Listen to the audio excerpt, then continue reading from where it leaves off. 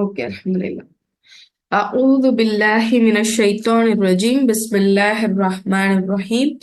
رب اشرح لي صدري ويسر لي أمري واحلل عقدة من لساني يفقهوا قولي. ربي زدني علما ربي زدني علما ربي زدني علما. ஃபதுகுரூனி அதுகுருக்கும். நீங்கள் என்னை நினைவு கூறுங்கள், நான் உங்களை நினைவு கூறுவேன் அப்படிங்கிற அல்லாஹுடைய வார்த்தைக்கு இணங்க அல்லாஹுவை நினைவு கூறுவதற்காக இந்த இடத்துல ஒன்று கூடியிருக்க உங்கள் அனைவரின் மீதும் அல்லாஹுடைய அன்பும் அருளும் மன்னிப்பும் என்றென்றும் நிலவி இருக்க பிரார்த்தித்தவளாக என்னுடைய இந்த அமர்வை துவங்குகின்றேன். அல்ஹம்துலில்லாஹ். அல்லாஹ் தன்னுடைய திருமறை குரான்ல சொல்லி காட்டுறான், வல்லதீன ஆமனு வ அமிலு ஸ்வாலிஹாத் ஃபி ரவுலாத்தில் ஜன்னா. யார் நம்பிக்கை கொண்டு நல்லறங்கள் செய்கின்றார்களோ அவர்கள் சுவனத்தின் பூங்காக்களில் இருப்பார்கள் அப்படின்னு சொல்லி அல்லாஹ் தன்னுடைய திருமறை குரான்ல ஒரு வாக்குறுதி கொடுக்கிறான். அப்போ நல்லமல் செய்கின்ற நபர்களுக்கு சொர்க்கத்துடைய பூங்காக்கள்ல இடம் இருக்கு. அப்போ அந்த நல்ல அமல்கள் செய்கின்ற நபர்கள் யார் யாரு, அமிலு சுவாலிஹாத் அப்படிங்கிறவங்க யாரு, அவங்க எந்த தன்மையோட இருப்பாங்க அப்படிங்கிறத நம்ம ஒவ்வொரு நாளும் ஒவ்வொரு குணத்தை பத்தி பார்த்துட்டே வரோம். முதல்ல என்ன பார்த்தோம்? ஃபிரௌலாத்தில் ஜன்னால இருக்கக்கூடிய மனிதர்கள் யாருன்னு முதல் நாள் என்ன பார்த்தோம்? இறை அச்சம் உடையவர்கள் இருப்பாங்கன்னு பார்த்தோம். அடுத்தது எந்த தன்மை உள்ளவங்க பார்த்தோம்? இறை நினைவோடு இருக்கக்கூடியவர்களை பார்த்தோம். தாக்கிராத் பார்த்தோம்ல, இறை நினைவில் இருக்கக்கூடிய ஆண்கள் பெண்கள் அப்படிங்கறது பார்த்தோம். மூணாவது நாள் என்ன பார்த்தோம்? வீணான பேச்சை விட்டு தவிர்ந்து இருப்பவர்கள், அனில்லாஹ், வீணான பேச்சில இருந்து தவிர்ந்து இருப்பவர்கள் சொர்க்கத்திற்குரிய நபர்கள், சொர்க்கத்துடைய பூங்காக்களில் உலா வரக்கூடிய நபர்கள் அப்படின்னு சொல்லி பார்த்தோம். நாலாவது என்ன பார்த்தோம்? வீணான பேச்சை விட்டு தவிர்ந்திருப்பவர்கள். நாலாவது ஞாபகம் இருக்கா? மன்னிப்பவர்கள் பார்த்தோம், அப்படிதானே? மன்னிப்பவர்கள், பிறருடைய பிழைகளை, மனிதர்களின் பிழைகளை மன்னிப்பவர்கள் சுவனத்தின் பூங்காக்களில் இருப்பார்கள்னு பார்த்தோம். அஞ்சாவதா என்ன பார்த்தோம்? நேற்றைய வகுப்புல என்ன பார்த்தோம் இல்லையா? சதக்கா செய்பவர்கள், தங்களுடைய வசதியான நிலையிலும் வறுமையான நிலையிலும் அல்லாஹுடைய பாதையில் யார் சதக்கா செய்கிறார்களோ அவர்கள் சொர்க்கத்துடைய பூங்காக்களில் இருப்பார்கள் அப்படின்னு சொல்லி பார்த்தோம். அப்ப இன்னைக்கு ஒரு தன்மை, நாளைக்கு ஒரு தன்மை. சொர்க்கத்துல நம்ம இருக்கணும்னா, சொர்க்கத்துடைய மனிதரா நம்ம இருக்கணும்னா நம்ம கிட்ட இருக்க வேண்டிய தன்மைகள் என்ன அப்படிங்கறதுல நம்ம இன்னைக்கு ஒரு தன்மை பார்க்க போறோம். அல்லாஹ் தன்னுடைய திருமறை குரான்ல 76வது அத்தியாயத்துல 12வது வசனத்துல இருந்து அப்படியே சொல்லிட்டே வரான் பாருங்களேன். குரான் இருந்தா குரான் எடுத்து பாருங்க, உங்க மொபைல்ல குரான் ஆப் இருந்தா அதை எடுத்து பாருங்க. அல்லாஹ் சூரா தஹருடைய 12வது வசனத்துல இருந்து அப்படியே சொல்லிட்டே வரான். இவங்களை பத்தி சொல்லும் போது அப்படியே கற்பனை பண்ணி பாருங்க, அல்லாஹ் எவ்வளவு இதை ஸ்லாகித்து சொல்றான்னு பாருங்களேன். மேலும் அவர்கள் பொறுமையுடன் இருந்ததற்காக, இந்த ஒரு விஷயத்துக்காக தான் அவங்களுக்கு இன்னைக்கு என்ன கிடைக்க போகுது? சொர்க்கம் கிடைக்க போகுது. அப்ப இந்த பொறுமையுடைய தன்மையை பத்தி தான் இன்ஷா அல்லாஹ் இன்னைக்கு நம்ம பார்க்க போறோம். அப்ப பாருங்களேன், சபர், அவங்க பொறுமையோடு இருந்ததற்காக அவர்களுக்கு சொர்க்க சோலைகளையும் பட்டாடைகளையும் அவன் நற்கூலியாக கொடுத்தான். எப்ப கொடுக்கிறான்ல? சொர்க்கத்துல கொடுப்பான்னு சொல்லல. அந்த நிகழ்வு அப்படியே அல்லாஹ் சொல்லி காட்டும் போது பாருங்க, அதை கண்டிப்பா கொடுப்பேன் அப்படிங்கிற எண்ணத்துல அல்லாஹ் சொல்றான். அவர்கள் பொறுமையோடு இருந்ததற்காக அவர்களுக்கு சொர்க்க சோலை இருக்கு, பட்டாடை இருக்கு. அப்படியே அடுத்த வசனத்துல நீங்க பாத்தீங்க அப்படின்னா தெரியும், அவர்கள் அங்கு உள்ள ஆசனங்களில் சாய்ந்து மகிழ்ந்து இருப்பார்கள், சூரியனையோ கடும் குளிரையோ அதில் அவர்கள் காண மாட்டார்கள். அப்ப அவங்க எப்படிப்பட்ட மனிதர்களா சொர்க்கத்துல இருப்பாங்க? பொறுமையின் காரணமாக சொர்க்கத்துக்குள்ள அவங்க வந்திருக்காங்க. அந்த சொர்க்கத்துக்குள்ள வந்து அவங்க என்ன செய்வாங்கன்னா, அங்க இருக்கக்கூடிய ஆசனங்கள், அதாவது அவங்களுக்கு நியமிக்கப்பட்ட சேர்ல இப்ப என்ன செய்வாங்களா, சாஞ்ச மகிழ்ச்சியா இருப்பாங்க. அங்க அவங்களுக்கு கடும் குளிரும் தெரியாது, சூரியனும் தெரியாது. சூரியன்னா என்னது? வெப்பமும் இருக்காது, ரொம்ப குளிராவும் இருக்காது. ஒரு மிதமான ஒரு பருவநிலையில அவங்க சொர்க்கத்துல இருப்பாங்க. யார் இந்த மனிதர்கள்? மிதமான பருவநிலையில இருக்க மனிதர்கள் யாரு? யார பத்தி சொல்லிட்டு இருக்கான் அல்லாஹ் இங்க? பொறுமையாளர்களை பத்தி. ஏன்னா எப்படி பொறுமை நமக்கு வேணும்னா, இந்த உலகத்துல கடும் பிரச்சனை இருக்கும். அப்ப எப்பயுமே அவங்க ஒரு எக்ஸ்ட்ரீம்ல தான் அவங்க இருந்திருப்பாங்க. ஒண்ணு கடும் கவலையில இருப்பாங்க, ஏதாவது ஒரு பிரச்சனை, அதுக்கு நடுவுலதான் அவங்க பொறுமையா இருக்கணும். அப்ப எப்ப பார்த்தாலும் இந்த ஒரு எக்ஸ்ட்ரீம் லெவல் அந்த உலகத்துல இவங்க அனுபவிச்சனால அல்லாஹ் அவங்களுக்கு சொர்க்கத்துல கொடுக்கும் போது பாருங்க, மிதமான நிலையில அல்லாஹ் அவங்களை வச்சிருப்பானா. அவங்க உள்ள போகும்போதே சொர்க்க சோலைக்குள்ள போவாங்க. அல்லாஹ் கொடுக்கிற பட்டாடையை அவங்க போட்டுக்குவாங்க. அடுத்ததா அங்க இருக்கக்கூடிய சேர்கள்ல அவங்க அப்படியே சாஞ்சு ரிலாக்ஸா இருப்பாங்க. அவங்க ரொம்ப சூரியனையும் இல்ல ரொம்ப கடும் குளிரையுமே உணர மாட்டாங்க.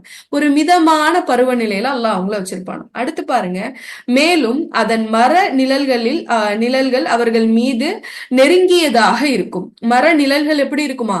அவங்க மேல நெருங்கியதா இருக்கணுமா? அவங்க நிழலை போய் பார்த்து, இப்ப பொறுமையாளர்கள் சொர்க்கத்துல என்ன செய்ய மாட்டாங்க, நிழலை தேடி பயணிக்க மாட்டாங்க. நிழல் இப்ப அவங்க பக்கத்துல இருக்கும். அன்றையும் அந்த மரங்கள்ல உடைய பழங்கள் இருக்குல்ல, அது ரொம்ப தாழ்வாக தாழ்ந்திருக்கும். யாருக்கு? பொறுமையாளர்களுக்கு. அந்த மரத்துடைய பழங்கள் எல்லாம் தாழ்வாக தாழ்ந்திருக்குமா, அது அவங்க எடுத்து என்ன செய்வாங்களா, சாப்பிடக்கூடியவர்களா இருப்பாங்க.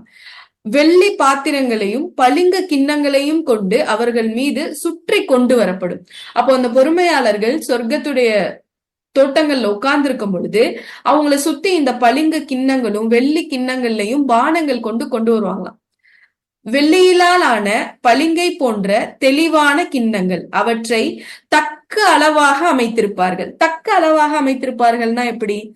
அல்லாஹ் இதை யாருக்கு கொடுக்குறான் அப்படிங்கிறத நம்ம யோசிச்சு பார்க்கணும். பொறுமையாளர்களுக்கு. இந்த பூமியில கடும் கவலைகளுக்கும் என்ன கஷ்டத்துக்கு நடுவுல வேணாலும் அவங்க இருந்திருக்கலாம். பொருளாதார நெருக்கடியா இருந்திருக்கலாம், ஆரோக்கிய நெருக்கடியா இருந்திருக்கலாம், பிள்ளைகளால அவங்களுக்கு மன நெருக்கடியா இருந்திருக்கலாம், உடல் அளவுல அவங்களுக்கு ஏதாவது நோய்வாய்ப்பட்டு அவங்க வேதனை உள்ளவங்களா இருந்திருக்கலாம். இப்படி பல நெருக்கடிகளுக்கு மத்தியில இந்த பூமியில பொறுமையா அல்லாஹ்விற்காக பொறுமையை மேற்கொண்ட அடியார்களுக்கு அல்லாஹ் தயாரிச்சு வச்சிருக்க கூலி பட்டாடை, சொர்க்க சோலை, அதுல உள்ள சேருக, அதுல அவங்க சாஞ்சு உட்கார்ந்து இருக்கும் போது இப்ப நிழல் அவங்கள தேடி வருது, மரக்கிளைகள் தாழ்ந்து வருது. சுபஹானல்லாஹ். பூமியில இவங்க எல்லாத்தையும் பொறுத்துக்கிட்டதுக்கான ஒரே காரணத்துக்காக அல்லாஹ் இங்க மறுமையில பாருங்களேன், அவங்களுக்கு எந்த கஷ்டத்தையும் கொடுக்கல. நிழலை தேடி நீ போகாத, உணவை தேடி நீ போகாத, எல்லாம் உன்னை தேடி இப்போ தாழ்ந்து வருது. இப்ப அவங்கள சுத்தி பானங்கள் வெள்ளி கிண்ணங்கள்லயும் பளிங்க கிண்ணங்கள்லயும் பரிமாறப்படுது. அந்த பானங்கள் அதுல எப்படி இருக்கும்னா சரியான அளவுல இருக்குமா, தக்க அளவுல இருக்கும். இப்ப நம்ம ஒரு சில நேரம் டம்ளர்ல தண்ணி குடிக்கிறதுக்காக எடுப்போம். ஆனா சில நேரம் என்ன ஆகும், பத்தாம போயிரும், இன்னொரு டம்ளர் அள்ளி குடிப்போம். ஒரு சில நேரம் என்ன ஆகும், பாதி டம்ளர் தண்ணி குடிக்கும் போதே போதுமே நிறைய அள்ளிட்டோமோ அப்படின்னு நினைச்சிட்டு அதை வச்சுட்டு போவோம். ஆனா சொர்க்கத்துல எப்படி நம்மளுக்கு தாகம் இருந்தாலோ இல்ல நம்மளுக்கு ஏதாவது குடிக்கணும்னு தோணுனாலோ அங்க ஒரு பானத்தை வாங்கி குடிக்கும் போது எப்படி கொடுப்பாங்களா, அதுல ஊத்துற பானம் நமக்கு தக்க அளவா இருக்குமா, போதுமானதா இருக்குமா, வேணும்னு நம்ம திருப்பி கேட்க மாட்டோமா, இது வேணாம் அப்படின்னு சொல்ல மாட்டோமா. அப்ப அல்லாஹ் இந்த பொறுமையாளர்களுடைய மனம் அறிந்து அவங்களுக்கு சொர்க்கத்துல என்ன செய்யறான், பணிவிடை செய்யறான். மேலும் அஸ்வர்க்கத்தில் ஜன்சபீல் என்னும் இஞ்சி கலந்த ஒரு பானம் புகட்டப்படும். சல்சபீல் என்னும் பெயருடைய ஒரு நீரூற்றும் அங்கு இருக்கிறது. இன்னும் அந்த சொர்க்கவாசிகளை சுற்றி எப்போதும் இளமையோடு இருக்கும் சிறுவர்கள் சேவை செய்து வருவார்கள். அவர்களை நீர் காண்பீரானால் சிதறிய முத்துக்கள் என அவர்களை நீர் எண்ணுவீர். இப்போ இந்த பொறுமையாளர்களுக்கு பணிவிடை செய்யறதுக்கு யார் இருப்பாங்களா, சின்ன சின்ன குட்டி குட்டி பிள்ளைங்களா அவங்கள சுத்தி சுத்தி பணிவிடை செய்வாங்களா. அவங்கள பார்த்தா எப்படி இருக்கும்னா, ஒரே ஒரு நிமிஷம்.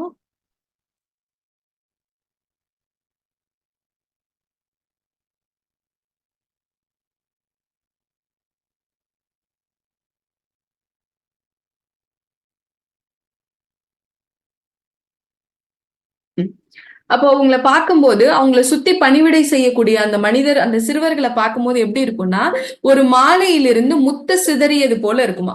அப்போ அப்படி அந்த சிறுவர்கள் என்ன செய்வாங்களா, அவங்கள சுத்தி சுத்தி பணிவிடை செய்வாங்க. அவர்களின் மீது சுந்தூஸ், இஸ்தப்ரக் போன்ற பச்சை நிற பூம்பட்டாடைகள் இருக்கும். யார் மேல? இன்னும் அவர்கள் வெள்ளியிலால் ஆகிய கடகங்கள் அணிவிக்கப்பட்டிருப்பர். அன்றியும் அவர்களுடைய இறைவன் அவர்களுக்கு பரிசுத்தமான பானம் புகட்டுவான். நிச்சயமாக இது உங்களுக்கு நற்கூலியாக இருக்கும், உங்களுடைய முயற்சி ஏற்றுக்கொள்ளப்பட்டதாக ஆயிற்று என்று அவர்களுக்கு கூறப்படும். இப்போ அல்லாஹ் ஒரு பொறுமையாளருக்கு இவ்வளோ நன்மை செய்யறான். நீங்க இந்த பூமியில அல்லாஹ் உங்களுக்கு கொடுக்கிற கஷ்டங்களை நீங்க பொறுத்துக்கிட்டீங்கன்னா, பொருளாதார கஷ்டம், ஆரோக்கிய கஷ்டம், மன நெருக்கடி, பிள்ளைகளால நெருக்கடி, துணைகளால நெருக்கடி, குடும்ப உறுப்பினர்களால நெருக்கடி, நண்பர்களால நெருக்கடி, எந்த ஒரு பிரச்சனையா இருந்தாலும் அதை இங்க நம்ம அல்லாவுக்காக பொறுத்துக்கிட்டோம் அப்படின்னா அல்லாஹ் அவங்களுக்கு கொடுக்கிற ரஹ்மத்தை பாருங்க. ஒவ்வொன்னா அல்லாஹ் சொல்லிட்டே வரான். கடைசியா சொல்லக்கூடிய வார்த்தை இதுதான் இருக்கிறதுலே உயர்ந்த அவங்களுக்கு கிடைக்கிற பரிசுகளே உயர்ந்த பரிசா இருக்க முடியும் நான் நினைக்கிறேன். அல்லாஹ் அவங்கள பார்த்து சொல்வானா, நிச்சயமாக இது உங்களுக்கு நற்கூலியாக இருக்கும். உங்களுடைய முயற்சி ஏற்றுக்கொள்ளப்பட்டதாயிடும். சுபஹானல்லாஹ். யாருக்காக பொறுமையா இருந்தோம்? யாருக்காக பொறுமையா இருந்தோம்? அல்லாவுக்காக பொறுமையா இருந்தோம். அப்ப நம்ம யாருக்காக இந்த அமலை செஞ்சோமோ அந்த மனிதரே நம்மளை பார்த்து, நீங்க செஞ்ச உங்களுடைய விஷயம் இன்னைக்கு என்ன செய்யப்பட்டுச்சு, ஏற்றுக்கொள்ளப்பட்டது அப்படின்னு அல்லாஹ் சொல்றது எவ்வளோ பெரிய கிஃப்டா இருக்கும் அவருக்கு.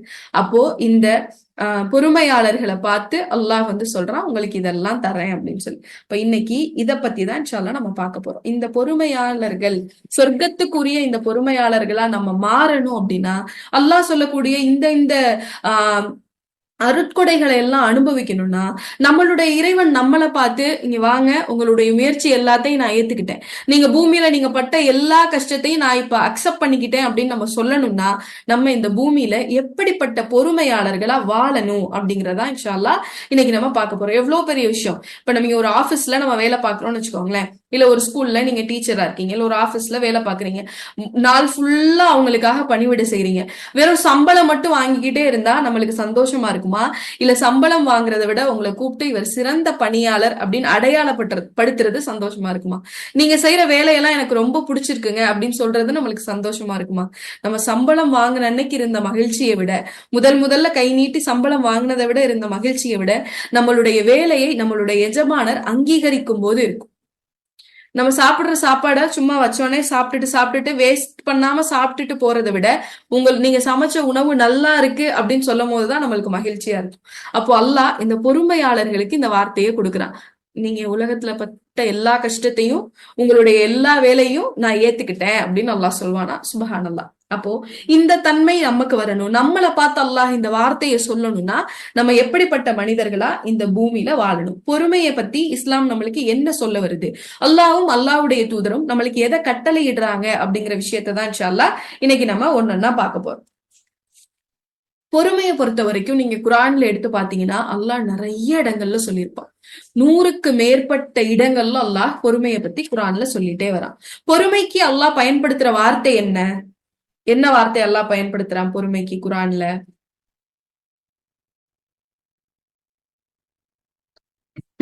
என்ன வார்த்தையை பயன்படுத்துறான்? சபர் அப்படிங்கிற வார்த்தையை பயன்படுத்துறான். சபர். சபர்னா என்ன அர்த்தம்? சபர்னா என்ன அர்த்தம் அப்படின்னா 2 விதமான அர்த்தங்கள் இப்ப நம்ம பார்க்க போறோம். ஒண்ணு மொழி அடிப்படையில அதுக்கு என்ன அர்த்தம், இன்னொன்னு இஸ்லாமிய அடிப்படையில அதுக்கு என்ன அர்த்தம். அப்ப சபர் அப்படின்னா மொழி அடிப்படையில அதுக்கு என்ன அர்த்தம்னா தடுத்து கொள்ளுதல், தன்னை கட்டுப்படுத்தி கொள்ளுதல். சபர்னா என்ன அர்த்தம்? தடுத்து கொள்ளுதல், தன்னை கட்டுப்படுத்தி கொள்ளுதல். ஒரு விஷயத்த செய்யாம தடுக்கிறது, ஸ்டாப் பண்றது, அப்படியே நிப்பாட்டுறது, திடுக்கு நிப்பாட்டுறது. அதுக்குதான் சபருன்ற வார்த்தை அரபுல பயன்படுத்தப்படுது. இஸ்லாமிய வழக்குல சபருனா என்ன? நம்ம சொல்றோம்ல, சபர் செய்யுங்கப்பா, பொறுமையா இருங்கப்பா, அல்லாவுக்காக பொறுமையா இருங்க. அதுக்கு என்ன அர்த்தம்? என்ன நினைச்சு நீங்க அதை சொல்றீங்க? உணர்ந்து இது வரைக்கும் நம்ம சொல்லியிருக்கோமா பொறுமையாரு, சரி விடு பொறுமையாரு, என்ன அர்த்தம் அதுக்கு? இல்ல நான் பொறுமையா இருக்கேன், அல்லாவுக்காக தான் நான் இங்க பொறுமையா இருக்கேன் அப்படின்னு சொல்றோமே, என்ன அர்த்தத்துல சொல்றோம்? பாருங்க, இமாம் இப்னு தைமியா சொல்றாங்க, பொறுமை என்பது குற்றம் சாட்டாமல் இருப்பது, பதட்டப்படாமல் இருப்பது, ஒரு விஷயத்தை நினைத்து திடுக்கிட்டு மறைந்து போகாமல் இருப்பது, இதுதான் பொறுமை. மொழி வழக்குல சபுருங்கிற வார்த்தைக்கு என்ன அர்த்தம் பார்த்தோம்? ஒரு விஷயத்த செஞ்சுட்டு இருந்தா அப்படியே நிப்பாட்டிடுறது, அப்படியே ஸ்டாப் பண்ணி வச்சா சபுருன்னு அர்த்தம். இஸ்லாமிய வழக்குல பொறுமைனா என்னது? எந்த புலம்பலும் இல்லாமல், எந்த பதட்டமும் இல்லாமல், எப்படி ஒரு நீரோடை போகுமோ பாத்திருக்கீங்களா? நீரோடை அப்படியே சலனமே இல்லாம அப்படியே ஒரே மாதிரி போகும். நீங்க ஃபால்ஸ்ல பாத்தீங்கன்னா தண்ணி அப்படியே தெரிச்சு அப்படியே ஒரு மாதிரி ஆக்ரோஷமா வரும். அதே நேரத்துல ஓடுற நீரோடை பாத்திருக்கீங்களா? ஒரே மாதிரி அளவுல, கூடவும் வராது குறையும் வராது, ஒரே அளவு தண்ணியில அப்படியே நிதானமா அது அப்படியே போயிட்டே இருக்கும். அப்போ இந்த நீரோடை மாதிரி இருக்கிற மனதை தான் இஸ்லாம் சபுருன்னு சொல்லுது, பொறுமை அப்படிங்கிறதுக்கான அர்த்தம் சொல்லுது.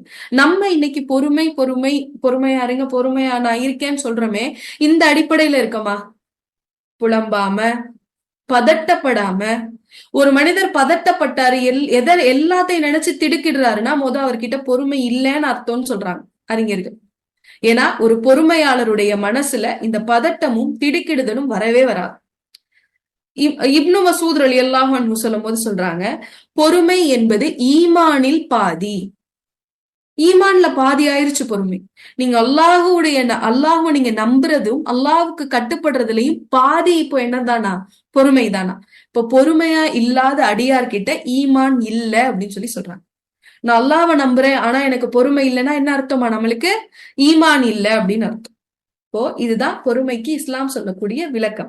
எந்தெந்த விஷயத்துலலாம் அல்லாஹ் நம்ம கிட்ட பொறுமையை எதிர்பார்க்கிறான்?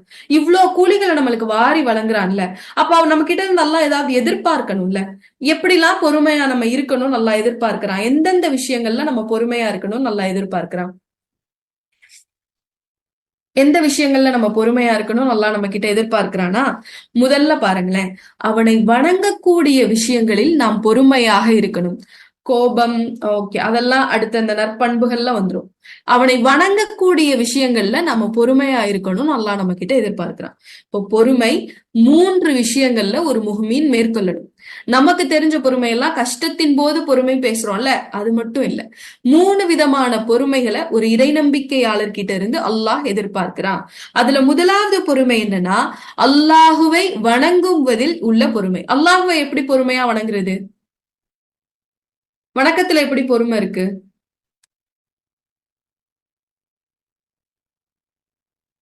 வணக்கத்துல எப்படி பொறுமையா இருக்கிறது அப்படின்னா, வணக்க வழிபாடுகளை தொடர்ந்து செய்வதுதான் வணக்கத்தில் உள்ள பொறுமை.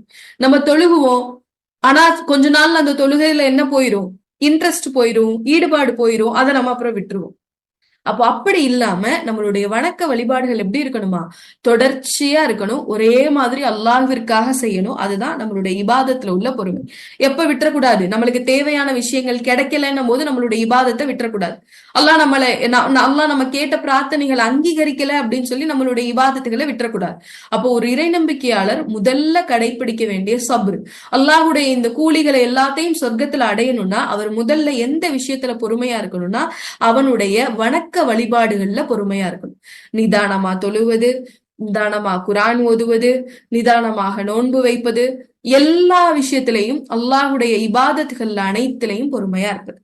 2வது என்ன அப்படின்னா, அல்லாஹ் தடுத்த விஷயங்களில் பொறுமையாக இருப்பது. ஏன்னா பொறுமைக்கு என்ன அர்த்தம் பார்த்தோம்? அப்படியே ஸ்டாப் பண்ணிக்கிறது, நிப்பாட்டிக்கிறது. அப்ப ஹராமான விஷயங்களில் பொறுமையாக இருப்பது. அல்லாஹுடைய கோபத்தை ஏற்படுத்தக்கூடிய விஷயங்களில் பொறுமையாக இருப்பது. இப்போ அல்லாஹ்வுக்கு பொய் பேசுறது பிடிக்கல அப்படின்னா அந்த விஷயத்துல பொறுமையா இருக்கணும்னா என்ன அர்த்தம்?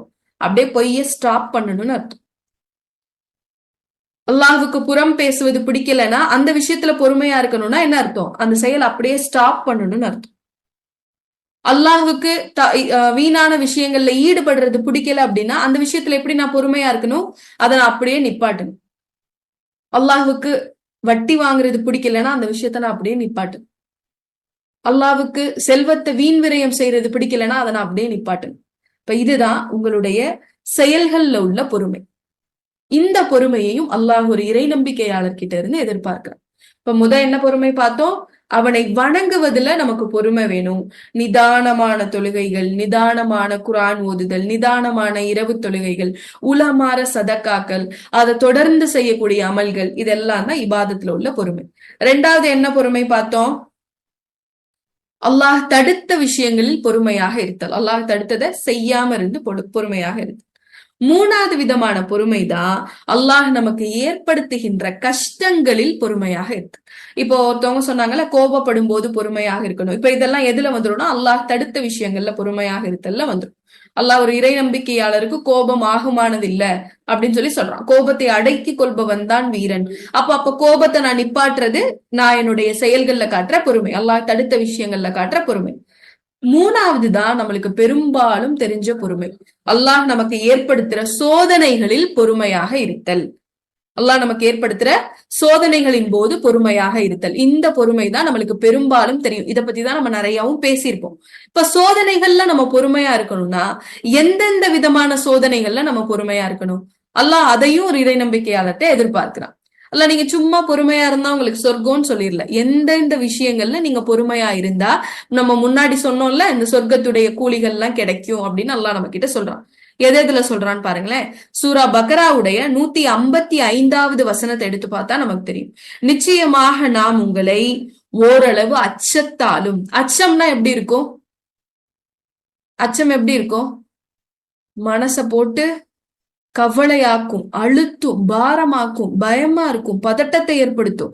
அப்ப எல்லா மனக்கவலைகளின் போதும் நீங்க பொறுமையா இருக்கணும்னு நல்லா எதிர்பார்க்க. பசியாலும் நம்மளுடைய பொருளாதாரத்துல குறைவு ஏற்படும் பொழுது நம்ம பொறுமையா இருக்கணும். பொருள்களாலும் உங்களுக்கு ஏதாவது லாஸ் ஆகும் போது, நஷ்டமடையும் போது நீங்க பொறுமையா இருக்கணும். உயிர்களாலும், உயிர்கள்னா ஆரோக்கியமாவும் இருக்கும், மரணமாவும் இருக்கும். ஆரோக்கியம் குறையும் போதும் உங்களை சுத்தி உள்ளவங்கள இல்ல உங்களுக்கு நெருக்கமானவர்களுடைய உயிரை நான் கைப்பற்றும் போதும் நீங்க பொறுமையா இருக்கணும். உங்களுடைய விளைச்சல்கள் இல்லாமல் போகும்போதும் நீங்க பொறுமையா இருக்கணும். உங்களுடைய விளைச்சல்கள்னா இதுதான் நம்மளுக்கு நாளைக்கு நன்மையை தரப்போகுதுன்னு நினைச்ச ஒரு விஷயத்த நம்ம செஞ்சுட்டு இருப்போம்ல, அந்த விஷயத்த அல்லாஹ் திடீர்னு இல்லாம ஆக்கிடுவான். அப்ப நீங்க பொறுமையா இருக்கணும். இந்த விஷயங்களில் இதெல்லாத்தையும் கொண்டு நான் ஒரு அடியாரனா சோதிப்பேன். ஆனா அந்த சோதனைகளின் போது ஒருவர் பொறுமையாக இருந்தார், அவருக்கு நான் சுப செய்தி சொல்றேன்னு சொல்லுங்க அப்படின்னு அல்லாஹ் தன்னுடைய திருமறை குர்ஆன்ல சொல்றான். இப்போ என்ன பார்த்தோம் இது வரைக்கும்? 3 விதமான பொறுமைகள் அல்லாஹ் நம்ம கிட்ட எதிர்பார்க்கிறான்னு பார்த்தோம். அந்த 3 விதமான பொறுமைகள்ல கடைசியா உள்ளது அல்லாஹ் நமக்கு கொடுக்கிற சோதனைகள்ல பொறுமையா இருக்கணும்னு. அந்த சோதனைகள் எப்படிப்பட்ட சோதனைகள்னு நம்ம பார்த்தோம். உங்களுக்கு அச்சத்தால சோதிப்பேன், அதாவது மனக்கவலைகளால சோதிப்பேன், உங்களை பசியால சோதிப்பேன், பொருள்களால சோதிப்பேன், உயிர்களால சோதிப்பேன், ஆரோக்கியத்துல சோதிப்பேன், உயிர் இழப்புகள்ல சோதிப்பேன், உங்களுடைய விளைச்சல்கள்ல சோதிப்பேன். இந்த சோதனைகளின் போதெல்லாம் நீங்க பொறுமையா இருக்கணும் அப்படின்னு சொல்லி அல்லாஹ் நம்ம கிட்ட எதிர்பார்க்கிறான். நம்ம இந்த சோதனைகள் எல்லாத்துலயும் பொறுமையா இருக்கோமா?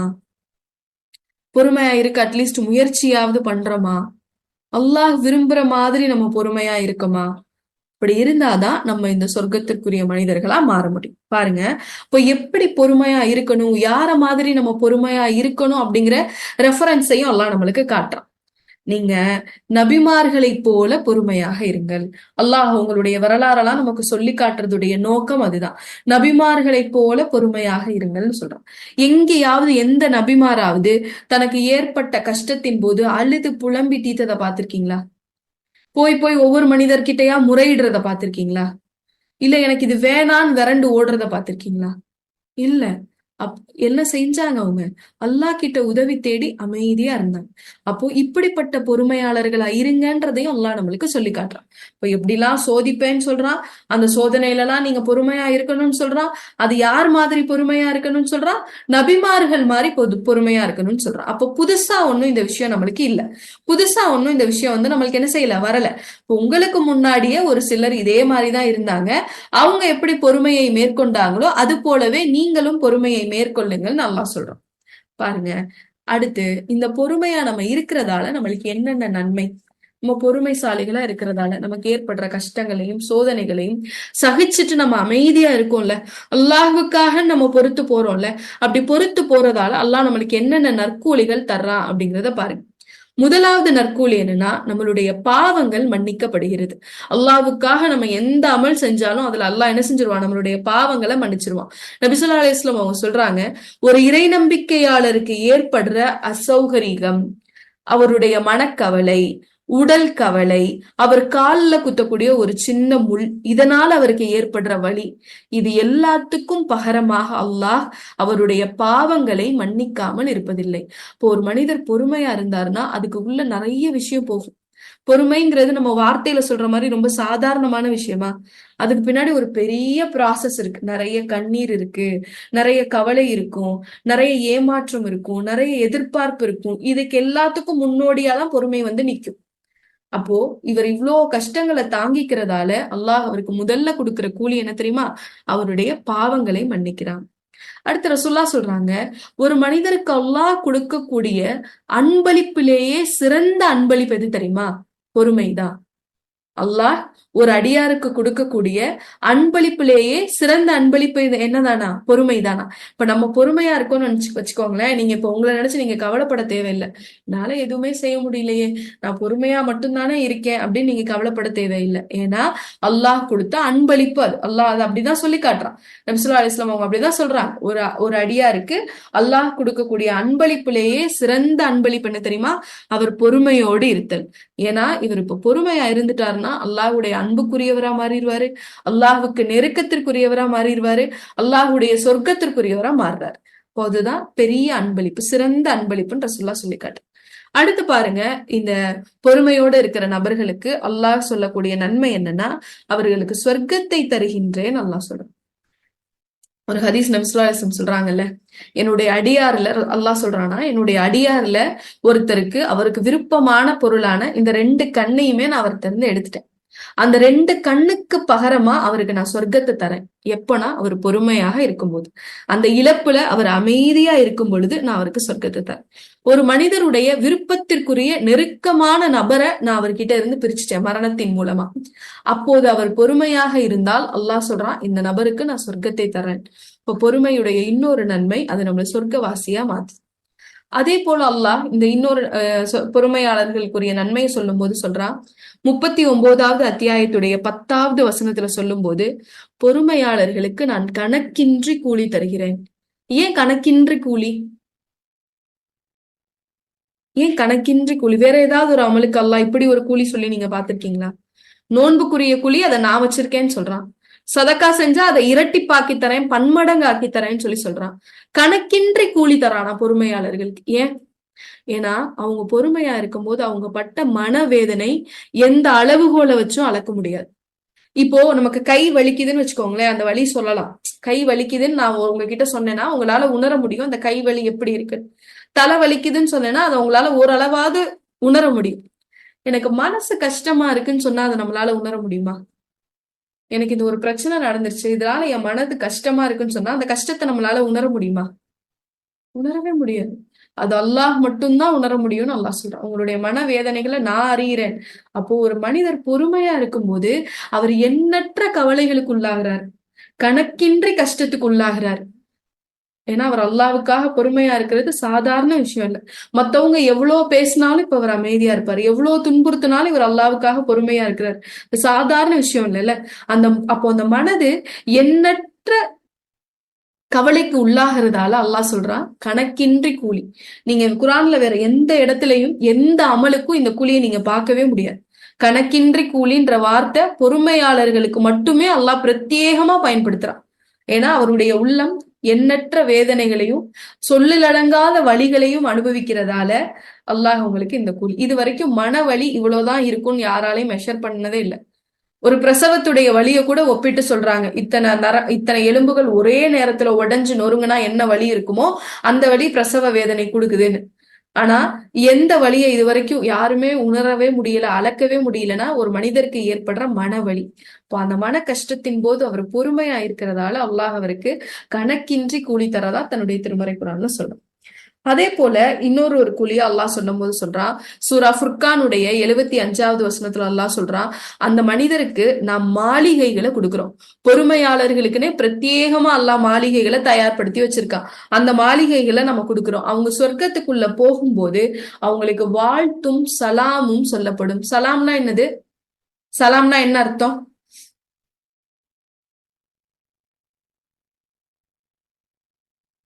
சலாம் அப்படிங்கிற வார்த்தைக்கு என்ன அர்த்தம்? அமைதி. அப்போ ஒரு பொறுமையாளர் சொர்க்கத்துக்குள்ள போகும்போதே அவர் பூமியில தான் பதட்டமான ஒரு நிலையில ஒரு ரெஸ்ட்லெஸ்ஸா அவர் வாழ்ந்துட்டாரு. அப்ப அதுக்கு பகரமா அல்லாஹ் மறுமையில என்ன தரா, அவங்களுக்குன்னு பிரத்யேகமா ஒரு மாளிகையும் அவங்க உள்ள நுழையும் போதே மலக்குமார்கள் அவங்களை எப்படி வரவேற்கிறாங்கன்னு பாருங்க. வாங்க, இன்னைக்கு இப்ப நீங்க உள்ள வந்துட்டீங்கல்ல, நீங்க அமைதியா இந்த சொர்க்கத்துக்குள்ள உள்ளாவுங்க, வாங்க நிம்மதியா இருங்கன்னு அல்லாஹ் சொல்லி கூப்பிடுவான். அதே போல மறுமையில் அவங்களுக்கு நல்ல வீடு தரேன்னு சொல்றான், நற்கூலிகள் தரேன்னு சொல்றான். நிறைய இதே நன்மைகள் தான். நிறைய இடங்கள்ல நீங்க பாத்தீங்கன்னா வெவ்வேறு வார்த்தைகள் எல்லாம் பயன்படுத்தியிருப்பான். இந்த பொறுமையாளர்களுக்கு கொடுக்கிற கூலி சொர்க்கத்தை தவிர வேற எதுவும் இல்லைன்னு அப்ப அல்லாஹ் நம்மளுக்கு தெளிவா சொல்றான். பொறுமையாளருக்கு நான் கொடுக்கிற கூலி என்னது? சொர்க்கத்தை தவிர வேற எதுவும் இல்லை. அந்த சொர்க்கத்துல உள்ள கொடுக்கிற கூலியையுமே நான் உங்களுக்கு கணக்கின்றி கொடுக்குறேன். இதுதான் என்னுடைய கூலி. நல்லா அளவுல சொல்லாம சொல்றான், கணக்கின்ற கூலி தரேன்னு சொல்றான். இப்போ ஒருத்தவங்களுடைய வீட்டுல குழந்தை இறந்து போயிருச்சுன்னா அந்த குழந்தைக்கு பகரமா அல்லாஹ் என்ன தரேன்னு சொல்றான்? சொர்க்கம் தரேன்னு சொல்றான். அந்த குழந்தை நாளை மறுமையில இவங்களை என்ன செய்யுமா? இவங்களுக்காக காத்துக்கிட்டு இருக்கும். இப்போ உங்களுடைய வீட்டுல சின்ன சின்ன குழந்தைகள் இறந்து போயிட்டாங்கன்னு வச்சுக்கோங்களேன், அந்த குழந்தைகளை இறக்குற பலி கொடுக்கறது இல்ல அவங்க குழந்தைகளை விட்டு போறது அந்த பெற்றோருக்கு ரொம்ப கடினமான செயலா இருக்கும். இன்னைக்கு நம்ம எத்தனை வீடியோஸ் நம்ம பாக்குறோம். அவங்களுடைய குழந்தைங்க அடிபட்டுக்கு இருக்கா அப்படின்னு அந்த பலஸ்தீன்ல தேடும் போது அவங்க பிள்ளைகளை பார்த்தோன்னே அவங்க அப்படியே கதறி அழுகுறாங்க.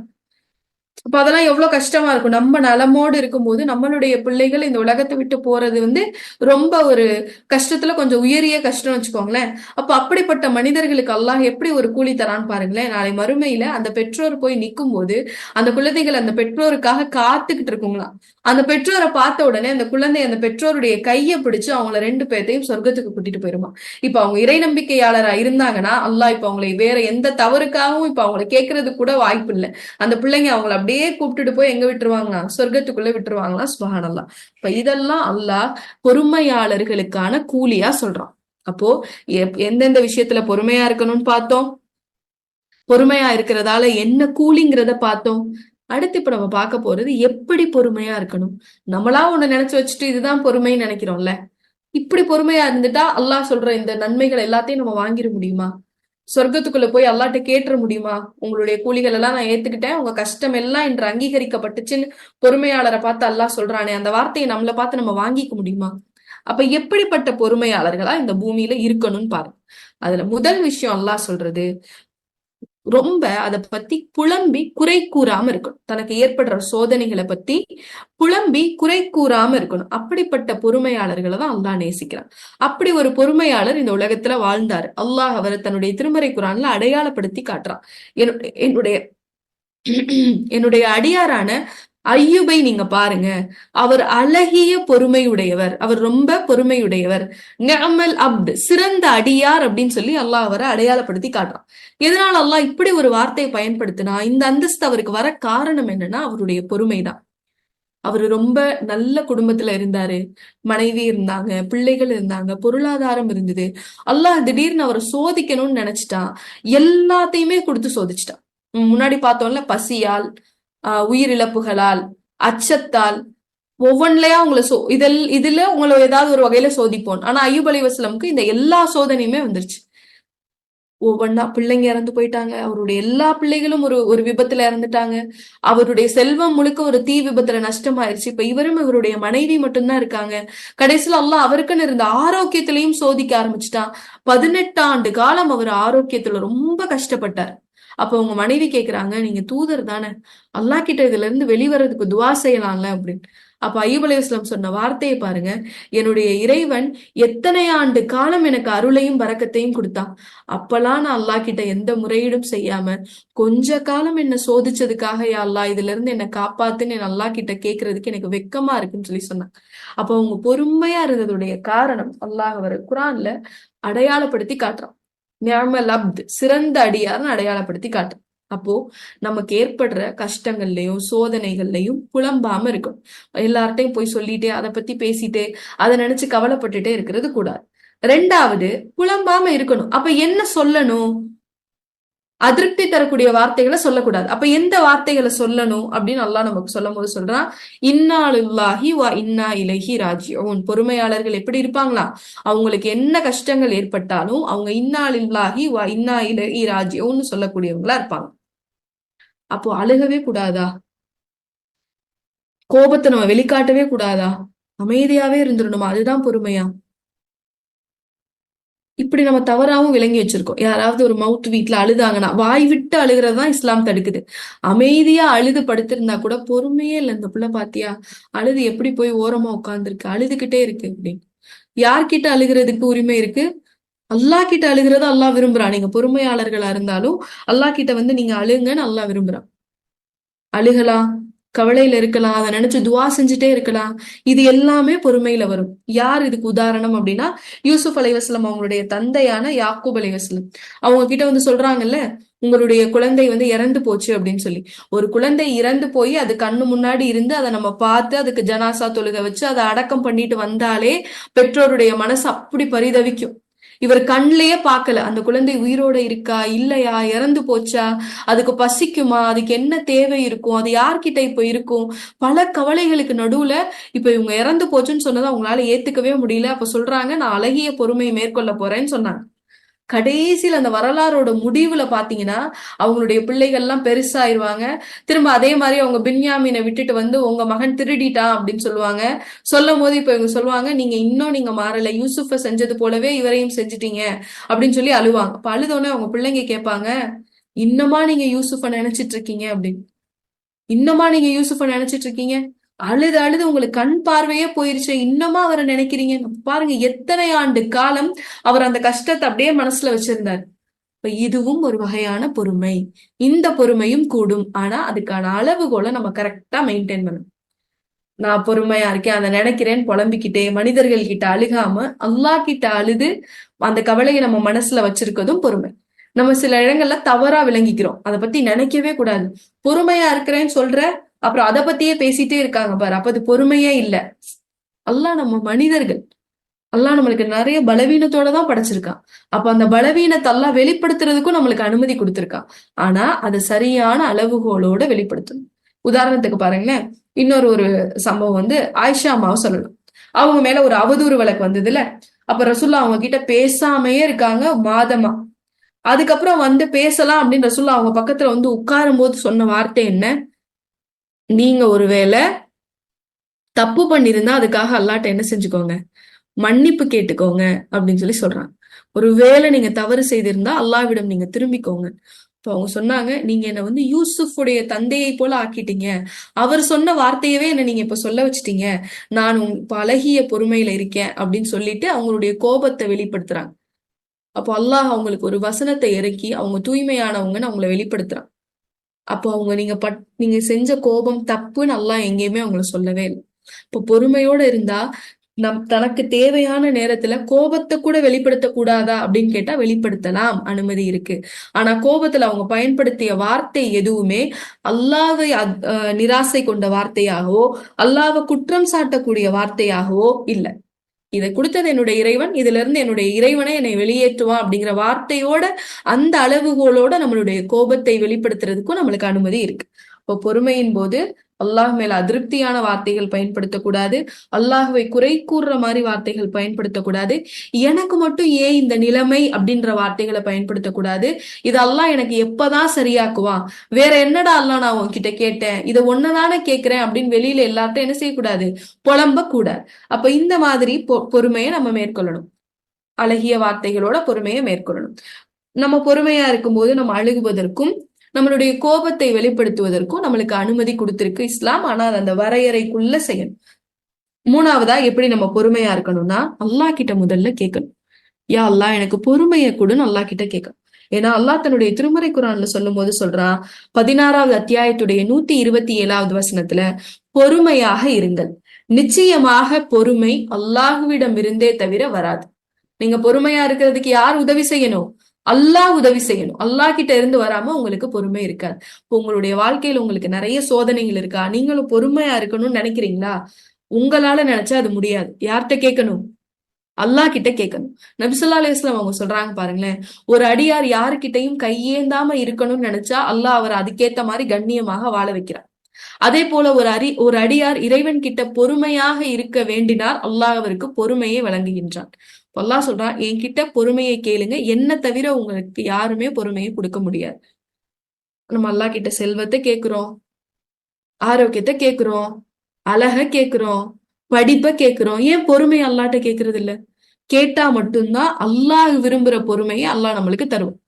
ஏன்னா அது அல்லாஹ்வை தவிர வேற யாராலையும் கொடுக்க முடியாதுன்னு சொல்றான். அப்போ பொறுமையா இருக்கணும் அப்படின்னா அல்லாஹ் கிட்ட அதை கேட்கக்கூடியவங்களா இருக்கும். அடுத்து நம்ம எப்படி பொறுமையா இருக்கணும்? ஒரு துன்பத்துடைய ஆரம்ப நிலையில பொறுமையா இருக்கணும். இந்த ஹதீஸும் நீங்க பிரபலமா கேள்விப்பட்ட ஹதீஸா தான் இருக்கும். ஒரு பெண் என்ன செய்யறாங்க, ஒரு மன்னரை பக்கத்துல உட்காந்து புலம்பி தலைவிரி குளமா அழுகுறாங்க. அப்போ வந்து ரசூல்லா வந்து அழுகாதீங்க அப்படின்னு சொல்றாங்க. அவங்க அதையெல்லாம் கேட்கல. என்னோட இழப்பு உங்களுக்கு தெரியுமான்னு சொல்லி அழுகுறாங்க. அதுக்கப்புறம் அந்த பெண்ணுக்கு சொல்லப்படுது, இப்ப வந்துட்டு போனதுதான் தூதர். அப்ப அந்த பெண் ரசூல்லாவுடைய வீட்டுக்கு போயிட்டு சொல்றாங்க, இல்ல நான் மன்னிச்சிருங்க, நான் வந்து இனிமே இப்படி இருக்க மாட்டேன், நான் பொறுமையா இருக்கேன் இனிமே அப்படின்னு ரசூல்லா சொல்றாங்க அந்த பெண் கிட்ட, பொறுமை என்பது ஒரு செயலுடைய ஆரம்பத்தில் தான் இருக்கணும். அப்ப எல்லாம் புலம்பி முடிச்சு இனிமே செய்யறதுக்கு வேற என்ன இருக்கு அப்படின்னும் போது வழி இல்லாம நான் பொறுமையா இருக்கேன் அப்படிங்கிற வார்த்தையை அல்லாஹ் விரும்பல. உங்களால முடிஞ்சாலும், உங்களுக்கு ஆற்றல் இருந்தாலும் ஆற்றல் இல்லாட்டியும் ஒரு செயலுடைய ஆரம்பத்துல பொறுமையா இருக்கிறத தான் அல்லாஹ் விரும்புறான். எல்லார்கிட்டையும் சொல்லி முடிச்சு இனி என்ன செய்ய முடியும், சரி நம்ம பொறுமையா இருப்போம் அப்படிங்கறத அல்லாஹ் என்ன செய்யல, விரும்பல. இப்ப இதெல்லாம் தான் நம்ம எப்படி பொறுமையா இருக்கணும் அப்படிங்கிறதுக்கான வழிமுறைகள். இது வரைக்கும் நம்ம 3 தலைப்புல பார்த்திருக்கோம். பொறுமைனா என்ன அப்படிங்கிற அர்த்தம் பார்த்தோம். அதுக்கப்புறமா எந்தெந்த விஷயங்கள்ல நம்ம பொறுமையா இருக்கணும்னு பார்த்தோம். இபாதத்துல பொறுமையா இருக்கணும், அல்லாஹ் தடுத்த விஷயங்கள்ல பொறுமையா இருக்கணும், மூன்றாவது அல்லாஹ் நம்மளுக்கு ஏற்படுத்துற சோதனைகள்ல பொறுமையா இருக்கணும். அப்ப எந்தெந்த விதமான சோதனைகள் அல்லாஹ் நம்மளுக்கு ஏற்படுத்துவான்? எல்லா வகையிலையும் ஏற்படுத்துறான். பயத்தால, உள்ளத்தால, உடலால, பொருளால, பிள்ளைகளால, துணைகளால, குடும்பத்தாலன்னு எல்லாராலையும் சோதனைகளை ஏற்படுத்துறான். அந்த சோதனைகள்ல நம்ம பொறுமையா இருக்கணும். பொறுமையா இருந்தா என்னென்ன நற்கூலிகள் கிடைக்கும் அப்படிங்கிறத பார்த்தோம். அடுத்து எப்படி பொறுமையா இருக்கணும் அப்படிங்கிறதுக்கான ஒரு சில வழிமுறைகளை பார்த்தோம். இப்ப என்னன்னா, பொறுமையா இருப்பவர்களுக்கு அல்லாஹ் சொல்லக்கூடிய ஆறுதல் என்ன அப்படிங்கிறத பார்க்க போறோம். அல்லாஹ் எப்படி நம்மள ஆறுதல் படுத்துறான்? பொறுமைங்கிறது முழுக்க முழுக்க உள்ளம் சார்ந்த ஒரு இபாதத், அப்படிதானே? உள்ளம் சார்ந்த ஒரு விஷயம். அது வெளியில நம்ம என்ன செய்ய முடியாது, செஞ்செல்லாம் காட்ட முடியாது. அது முழுக்க முழுக்க மனம் சார்ந்த ஒரு விஷயம். அப்ப இந்த மனம் சார்ந்த விஷயத்துக்கு அல்லாஹ் நம்மளை எப்படி தயார்படுத்துறான்னு பாருங்களேன். இழப்புகளை சரி செய்வதற்கு நம்ம மனசு அல்லாஹ் எப்படி தயார்படுத்துறான்னு பாருங்க. இதுக்குதான் அல்லாஹ் இவ்வளவு அழகழகான நற்கூலிகள் எல்லாம் நம்மளுக்கு சொல்றான். சொல்லி இப்படிலாம் நீங்க தயாராயிக்கோங்க, இதெல்லாம் உங்களுக்கான ஆறுதல்னு சொல்லி சொல்றான். அப்போ சோதனைகள்லையும் பிரச்சனைகளுக்கும் மூச்சு கூட விட முடியாத அளவு இறுக்கமான சூழல்ல நிறைய பேர் இருப்பாங்க. வெளியில சொல்ல முடியாது, அது சரியும் செய்ய முடியாது. இது எப்படி அல்லாஹ் லேசாக்குவான் அப்படின்னு பொறுமையா இருக்காங்கல்ல, அந்த மனிதர்களுக்காகவே அல்லாஹ் இந்த ஒரு சில ஆறுதல்களை சொல்றான். அதுல முதலாவது ஆறுதல் பாருங்களேன், அல்லாஹ் தன்னுடைய திருமறை குர்ஆன்ல சொல்றான், ஃபபஷ்ஷிரிஸ் ஸாபிரூன், பொறுமையாளர்களுக்கு சுப செய்தி சொல்லுங்கன்றான். யாருக்கு சுப செய்தி? இங்க கஷ்டத்துல மூச்சு கூட விட முடியாத அளவு திணறிட்டு இருக்க ஒரு மனிதருக்கு, சோதனைகளுக்கு நடுவுல என்னதான் செய்ய போறோம்னு நினைக்கிற ஒரு மனிதருக்கு அல்லாஹ் சொல்ற வார்த்தையை பாருங்க, உங்களுக்கு சுப செய்தி. என்ன சுப செய்தி அது? என்ன சுப செய்தி அது? அல்லாஹ் யாருக்கு சோதனையை கொடுக்கிறானோ அவங்களுடைய அந்தஸ்தை உயர்த்துறான். ஒரு அடியார் இருப்பாரு, அவருக்கு அல்லாஹ் சொர்க்கம் அப்படிங்கறத விதிச்சிருப்பான். ஆனா சொர்க்கத்துக்கு போறதுக்கான அமல்கள் அவர்கிட்ட இருக்காது. அப்ப அல்லாஹ் என்ன செய்வான்? அவருக்கு இன்னும் சோதனை, இன்னும் சோதனை, சோதனை அதிகரிச்சுக்கிட்டே இருப்பான். அப்ப அந்த சோதனைகள் எல்லாத்திலையும் இவர் பொறுமையா இருப்பாரு. அப்ப இந்த பொறுமை காரணமாக அல்லாஹ் அவருடைய தரஜாவை கொஞ்சம் கொஞ்சமா உயர்த்துறான். ஓ, நான் உனக்கு முதல்ல ஒரு சோதனை கொடுத்தேன், அதுல பொறுமையா இருந்தியா, வா ஒரு 2 படி உன்னுடைய தரஜாவை நான் கூட்டுறேன். அடுத்த சோதனை, இப்ப நீ பொறுமையா இருக்கியா, இன்னும் ஒரு 2 படி நான் உனக்கு கூட்டுறேன். அப்படியே அவரை கொண்டு போய் சொர்க்கத்திற்குரிய மனிதரா அல்லாஹ் ஆக்குறான். அப்ப முதல் சுப செய்தி, பொறுமையா இருக்கக்கூடிய மனிதர்களுக்கான முதல் சுப செய்தி, அல்லாஹ் உங்களை நேசிக்கிறான், உங்களுடைய அந்தஸ்தை உயர்த்துறான், உங்களை சொர்க்கவாசிகளா ஆக்குறான். இப்ப இந்த சுப செய்தி ஒரு மனிதருக்கு வந்துருச்சுன்னா, இப்ப அந்த மனசு கவலைப்படுமா? பொறுமையா இருக்குமே அப்படிங்கறத நினைச்சு கவலைப்படுமா? கவலையே படாது. எவ்வளவு கஷ்டம் வந்தாலும் இப்ப ஜாலியா பொறுமையா இருக்க வருமே. அதனாலதானே நபிமார்கள் பொறுமையா இருந்தாங்க. ரசூல்லாவை கல்லால் அடிச்சு விரட்டினப்ப போது கூட ரசூல்லா பொறுமையா இருந்ததுடைய காரணம் என்ன?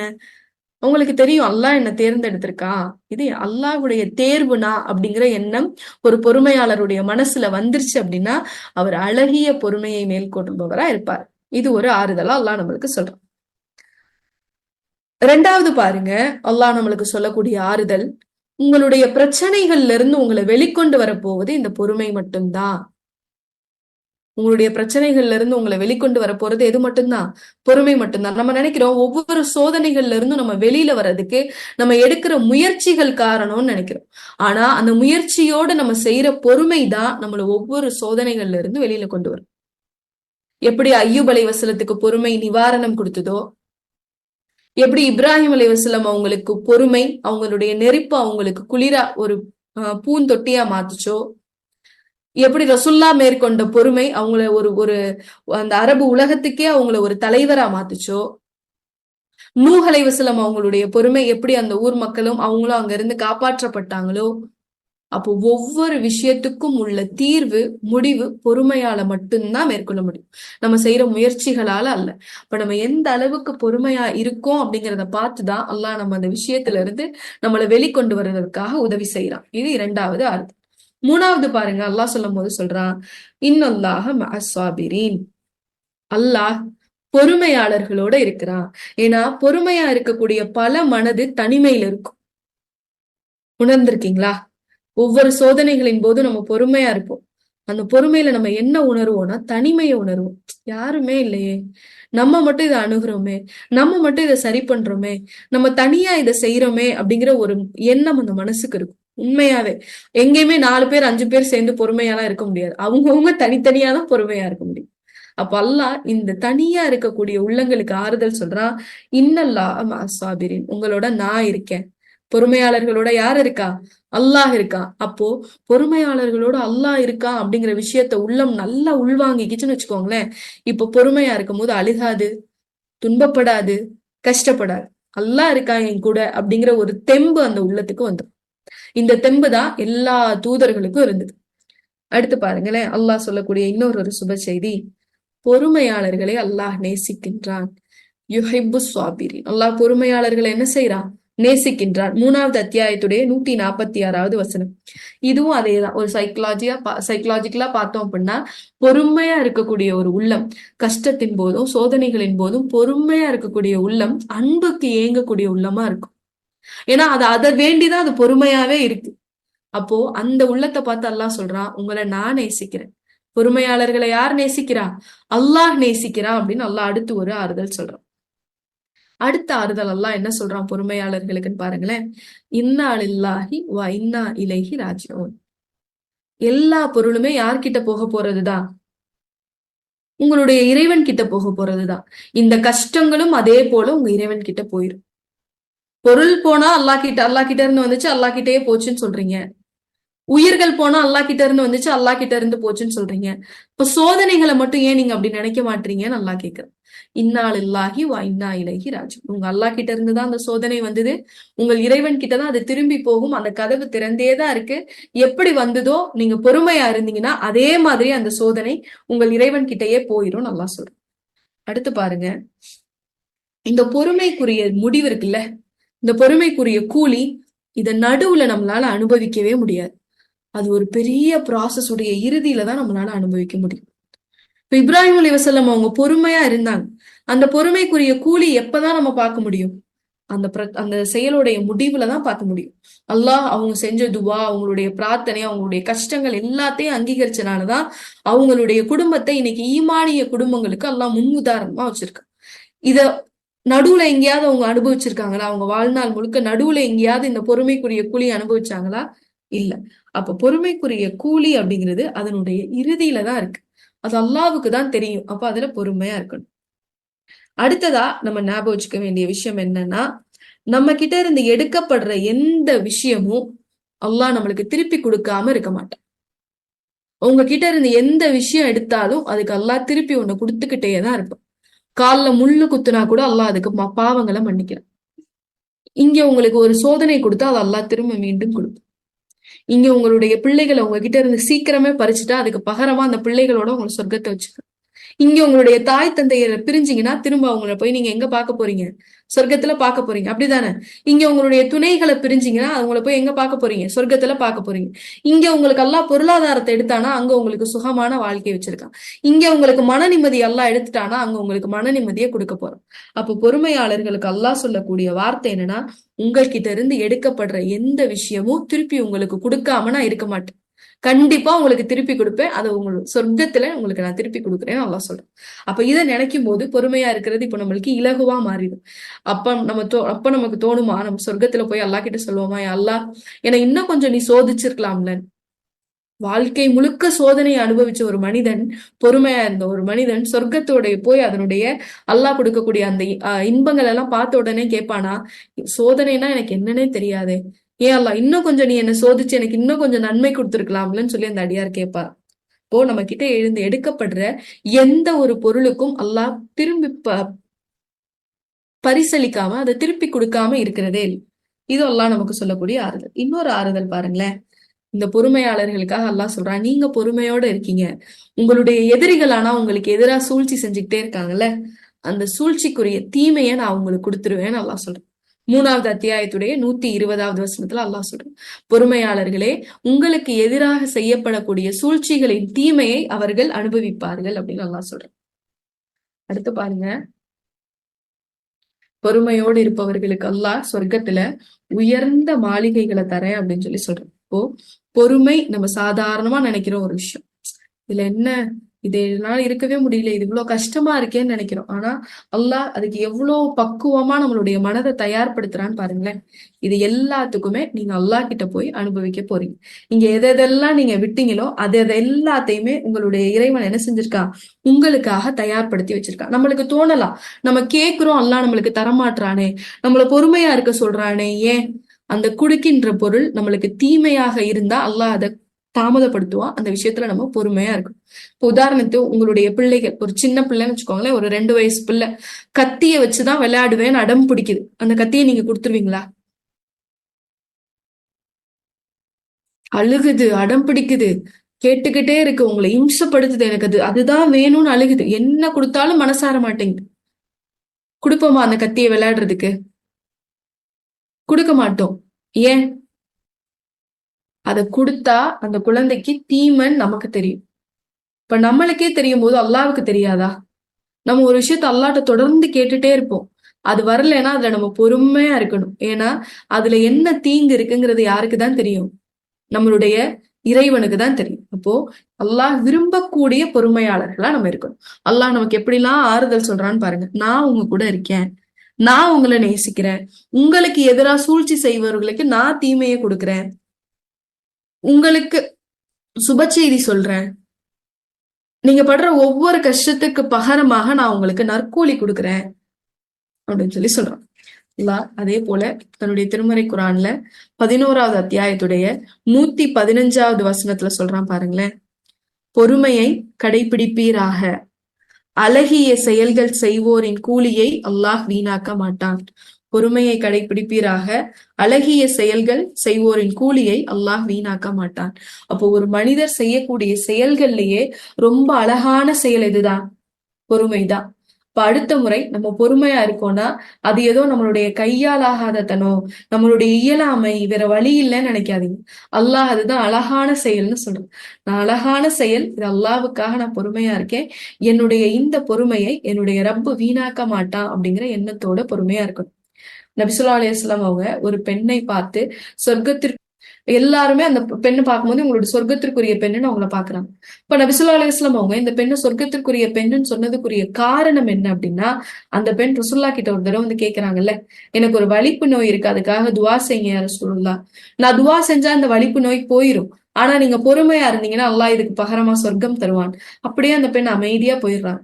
திரும்ப வந்து ரசூலுல்லாஹ்ட்ட கேக்குறாங்க, என்னுடைய ஆடை விலகாம இருக்கணும்னு மட்டும் துவா செய்யுங்க, அவங்களுக்கு பகரமா அல்லாஹ் சொர்க்கத்தை தயார்படுத்தி வச்சிருக்கான்னு நபி ஸல்லல்லாஹு அலைஹி வஸல்லம் அவங்க சொன்னாங்க. பொறுமை அப்படிங்கிறது நம்ம வெறுமன வார்த்தையால சொல்லக்கூடிய ஒரு விஷயம். அது ஒரு பெரிய ப்ராசஸ். அது ரொம்ப நாள் ஆகும் நம்மளுக்குள்ள வர்றதுக்கு, அதை நம்ம உணர்றதுக்கு, அதுக்கு அல்லாஹ் என்ன கூலிலாம் கொடுக்குறான் அப்படிங்கறத நம்ம உணர்றதுக்கு கொஞ்சம் நாள் ஆகும். அப்படி உணர்ந்து நம்ம பொறுமையுள்ள மனிதர்களா மாறணும் அப்படின்னா அல்லாஹ் அந்த சொர்க்கத்துக்குள்ள நம்ம போகும்போதே நம்மளுக்கு அமைதியை கொடுக்குறான். நம்ம முன்னாடி அந்த வசனத்துல பார்த்தோம்ல, அல்லாஹ் எப்படிலாம் பொறுமையாளர்களை அழகுபடுத்தி பார்க்கிறான்.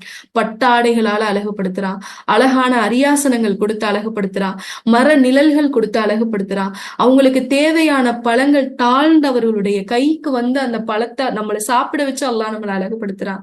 நம்மளை சுத்தி எப்படி முத்துக்கள் சிதறுனா எப்படி இருக்குமோ அது போல குட்டி குட்டி சிறுவர்கள் நம்மளை சுத்தி வந்து நம்மளுக்கு பணிவிடை செய்யறத வச்சு அல்லாஹ் நம்மளை அழகுபடுத்துறான். இறுதியா ஒரு பானம் நம்ம குடிக்கிறதா இருந்தா கூட அது நம்மளுக்கு என்ன தேவைன்னு மனசறிஞ்சு அல்லாஹ் நம்மளுக்கு அதை கொடுத்து நம்மளை அழகு பார்க்கறான். அப்போ இந்த நன்மைகளை அடையணும்னா பூமியில நம்ம பொறுமையாளர்களா, அழகிய பொறுமை உள்ளவர்களா வாழணும்.